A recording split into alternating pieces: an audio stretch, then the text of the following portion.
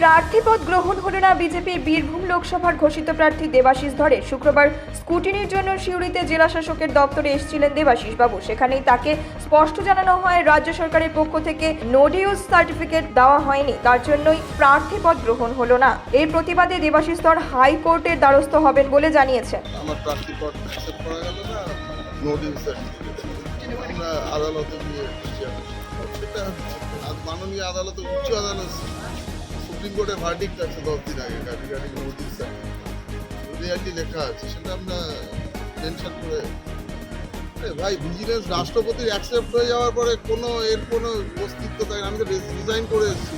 Section 5 all India service rule অনুযায়ী আমার resignation accept হয়েছে। দেখুন, আমি হেভি ওয়েট বা যা ওয়েটই হই না কেন করে নিয়েছে, যেভাবে তাদের আমি যতটুকু প্রচার করেছি যে কতদিন, মানে মানুষ কিন্তু রেডি হয়ে আছে ভোট দেওয়ার জন্য।